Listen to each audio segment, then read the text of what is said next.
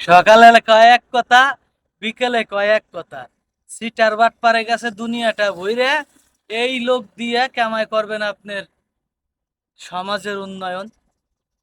এই সমস্ত সিটার বাটপার দিয়ে কামাই করবেন দেশের উন্নয়ন। নির্বাচনের সময় আসলে দাদা হয়, খালু হয়, চাচা হয়, তাও হয়, হয় বিয়েই বিয়ে ইনসাফ। নির্বাচন চলে গেলে চেনে না, গোপনে ঘরের ভিতরে কয়ে দেয় ও যে কাগজটা নিয়ে এসে টাকা 5,000 দিলে সই করে দিতে পারি। ওই সমস্ত ক্যান্ডিডেট যারা নির্বাচনে দাঁড়াইছে তাদেরকে ভোট না দিয়ে ভোট দিবেন আপনার আপনার দিনের জন্য যারা কাজ করতেছে তাদের, দেশকে ভালোবাসে যারা তাদের, যে আপনার জন্য কিছু করবে তাদের। রাষ্ট্র আপনার, রাষ্ট্রের মালিক আপনি। যেই লোকটা আপনার 5 বছরের জন্য গোলাম খাটবে, আপনার চাকর হবে, এমপি কন, মন্ত্রী কন, মিনিস্টার কন, প্রধানমন্ত্রী কন, আপনার ভোটে যদি হয় ও আপনার চাকর, আপনার 5 বছরের চাকর। ওই 5 বছরের চাকর আপনার কি কি কাজ করবে এটা যদি সে সঠিক মতন দায়িত্ব পালন করতে পারে, তাকে জিজ্ঞান, তারপরে ভোট দেন। ভোট হচ্ছে আপনার শক্তি, ভোট হচ্ছে আপনার আমানত।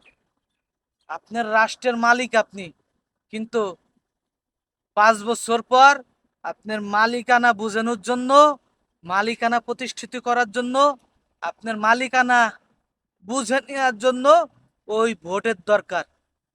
সেই ভোটটার মালিক আপনি। ভোটের মালিক আপনি মানেই আপনি রাষ্ট্রের মালিক।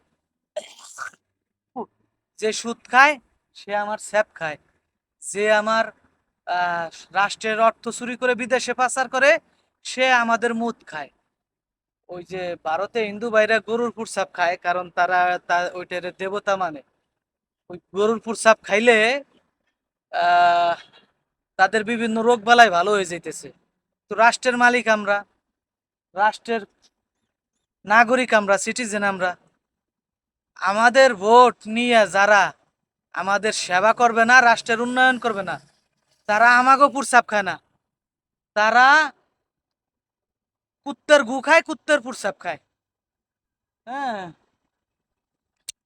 যারা মানুষের পাশে দাঁড়াবার চাইয়া মানুষের পাশে দাঁড়ায় না, ও পৃথিবীর সবচেয়ে পুরান মুত খায়। যে কথা দিয়ে কথা রাখে না, সে পৃথিবীর সবচেয়ে পুরান গু খায়।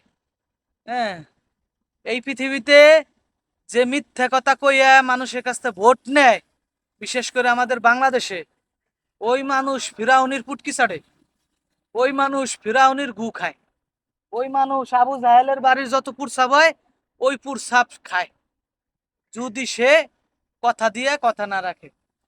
আমি দেশের জনগণ, রাষ্ট্রের মালিক আমি। আমি আমার চাকরকে অভিশাপ দেব। এই অভিশাপ তখনই লাগবে যখন সে আমাদেরকে যে কথা দিয়ে কথা রাখবে না, ঠিক তখন এই অভিশাপ লাগবে। আল্লাহ তার চোখ কানা করে দেবা, আল্লাহ তার ঠ্যাং ন্যাংরা করে দেবা, আল্লাহ তার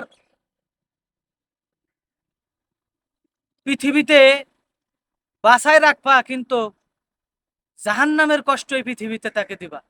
যদি কোনো লোক ভোটে জিতার পরে জনগণের সেই ওয়াদা এবং জনগণের জন্য কাজ না করে, যদি অর্থ বিদেশে পাচার করে, তাহলেই তাকে এই শাস্তিগুলো দিবা।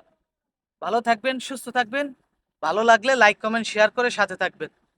যে মানুষের সেবা করে, মানুষের পাশে দাঁড়ায়, মানুষের জন্য কাজ করে, মানুষের কল্যাণের জন্য কাজ করে, মানুষের ভোট নিয়ে জিতার পরে মানুষের জন্য কাজ করে, তার জন্য মন থেকে, হৃদয় থেকে দোয়া করি, আল্লাহ তুমি তারে জান্নাতবাসী করিও, তুমি তার পরিবারকে ভালো রাখিও, তাকে সুস্থ রাখিও।